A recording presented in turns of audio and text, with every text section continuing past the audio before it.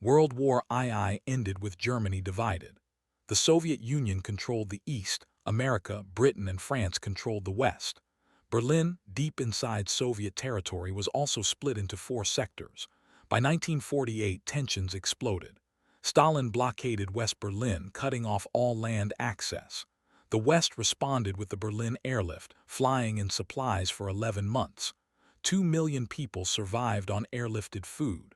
The Cold War had begun. Germans fled the communist East for the capitalist West by the thousands. Between 1949 and 1961, 3 million East Germans escaped, 20% of the population. Most were young, educated, skilled. The people East Germany couldn't afford to lose. The brain drain threatened the entire communist system.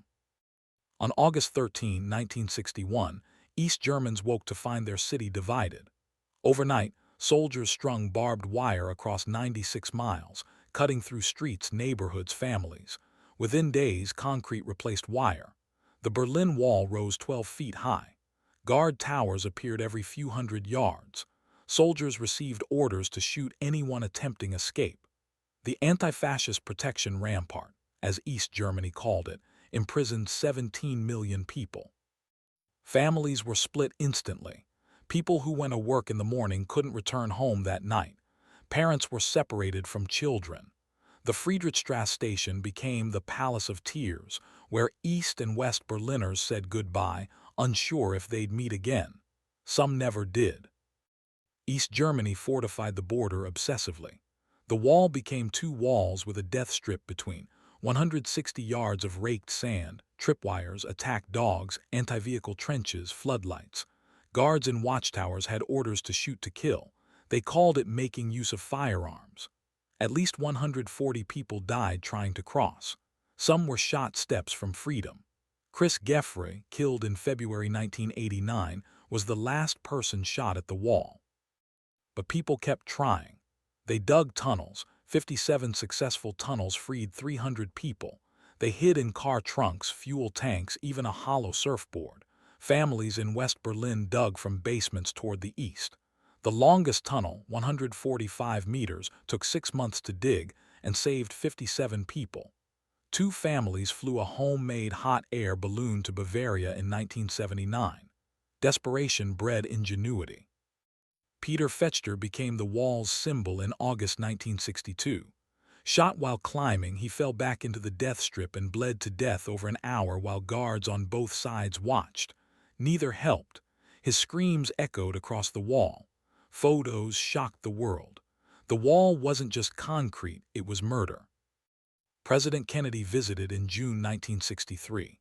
Standing at the wall, he declared, "Ich bin ein Berliner." I am a Berliner.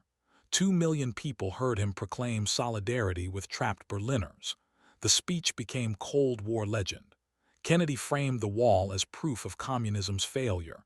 Freedom has many difficulties and democracy is not perfect, but we have never had to put a wall up to keep our people in. Ronald Reagan demanded at the Brandenburg Gate in June 1987, "Mr. Gorbachev, tear down this wall." His speechwriters tried removing the line, calling it too provocative. Reagan insisted. The Soviets dismissed it as propaganda, but something was changing. Mikhail Gorbachev became Soviet leader in 1985. He introduced glasnost, openness, and perestroika, restructuring, acknowledging the communist system was failing. He reduced military spending, withdrew from Afghanistan, allowed Eastern European satellites more autonomy. He refused to use force to maintain communist regimes. The Brezhnev Doctrine, Soviet tanks crushing dissent like in Hungary 1956 and Czechoslovakia 1968, was dead. Poland elected Solidarity leader Lech Walesa in 1989, the first non-communist leader in Eastern Europe since the 1940s. Hungary opened its border with Austria in May 1989, cutting holes in the Iron Curtain. East Germans flooded to Hungary, then Austria, then West Germany. Thousands more packed into West German embassies in Prague and Warsaw, demanding passage west. The exodus was unstoppable. Massive protests erupted in East Germany. In Leipzig, Monday demonstrations grew from 1,200 in September to 300,000 by November. People chanted, "Wir sind des are the people." They demanded freedom, democracy, the right to travel. The regime faced a choice: massacre protesters or surrender. With Gorbachev refusing to send tanks, East German leader Erich Honecker resigned in October 1989. The government was collapsing. The new government tried relieving pressure with travel reforms. On November 9, 1989, Politburo member Günter Schabowski held a press conference announcing new travel regulations. A reporter asked when the rules took effect. Schabowski, confused, shuffled papers and said, "As far as I know, it takes effect immediately, without delay." He'd misspoken. The rules were supposed to start the next day with organized procedures. But his words were broadcast instantly. East Berliners heard immediately and rushed to checkpoints. Thousands arrived at Bornholmer Strasse crossing demanding to pass. Guards had no orders. They called superiors who had no answers. The crowd swelled to tens of thousands, chanting, "Open the gate." At 11:30 p.m., overwhelmed guards simply opened the barrier. People poured through. Word spread across Berlin. West Berliners rushed to meet them. Strangers embraced, crying, dancing, spraying champagne. People climbed the wall with hammers and chisels, hacking pieces as souvenirs. Others spray-painted graffiti. Guards, confused and emotional, watched. Some smiled. The most fortified border on earth simply opened because bureaucratic confusion met popular will. David Hasselhoff performed "Looking for Freedom" at the Wall on December 31, 1989. 500,000 people celebrated. The absurdity was perfect. An American TV star singing pop at communism's fallen barrier. The Cold War ended not with nuclear holocaust but with a confused press conference and an impromptu street party. Germany faced the question, now what? West German Chancellor Helmut Kohl proposed a 10-point plan for gradual reunification. The Soviets demanded guarantees. NATO expansion was debated. Britain and France worried about German power, but momentum was unstoppable. East Germany was economically ruined, politically defunct. Reunification was inevitable. The Volkskammer, East Germany's parliament, voted to join West Germany on August 23, 1990. Formal reunification occurred October 3, 1990. Germany became one nation after 45 years of division. The wall was demolished methodically. Pieces were sold worldwide as Cold War memorabilia. Some sections remain as memorials. Reunification wasn't easy. East Germany's economy collapsed. Factories closed. Unemployment exploded. West Germans paid solidarity tax to rebuild the East. Cultural tensions emerged: Aussies, Easterners versus Westies, Westerners. East Germans felt like second-class citizens. West Germans resented the cost. The psychological wall persisted after the physical one fell. The fall triggered Soviet collapse.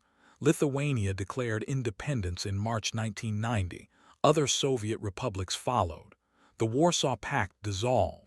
The Soviet Union itself ceased to exist in December 1991. The Cold War ended. America stood alone as superpower. Eastern Europe transformed rapidly. Poland, Hungary, Czechoslovakia embraced democracy and capitalism. They joined NATO and the European Union, but the transition was traumatic. Shock therapy economics caused hardship. Corruption flourished. Some former communists reinvented themselves as capitalists or nationalists. Not everywhere succeeded. Yugoslavia descended into genocidal civil war. Romania executed its dictator Ceausescu on Christmas Day 1989. China's Communist Party crushed the Tiananmen Square protests in June 1989, showing not all communist regimes would fall. The wall's collapse wasn't universal liberation. Germany today is Europe's economic engine, the EU's de facto leader. Berlin is a unified capital, cosmopolitan and prosperous. The wall's path is marked by a line of cobblestones. The East Side Gallery preserves painted wall sections as art. Checkpoint Charlie is a tourist attraction. Museums document the division. But economic disparities persist. Eastern Germany remains poorer, older, less populated. Far-right movements are stronger there. Some feel reunification failed them. Nostalgia for East Germany romanticizes aspects of communist life, job security, community simplicity. Memory is complicated. The wall fell because people demanded freedom, because the Soviet Union stopped enforcing empire, because economic failure made communism unsustainable, because one confused official misspoke at exactly the right moment. History turned on that confusion. Sometimes accidents change everything. The lesson isn't that walls eventually fall, it's that they shouldn't exist. The wall represented tyranny's insecurity. Free societies don't imprison their people. When governments build walls to keep people in rather than out, they've already lost legitimacy. The wall fell because the system it protected was hollow. No amount of concrete and barbed wire could make people accept oppression. November 9, 1989 remains humanity's moment. Ordinary people decided they were done being divided. They walked through checkpoints, climbed concrete barriers, and reclaimed their freedom. The Cold War ended not with generals and treaties, but with people dancing on a wall that could no longer contain their hopes. That night proved walls are only as strong as the will to maintain them. And when enough people refuse to accept barriers, the barriers fall.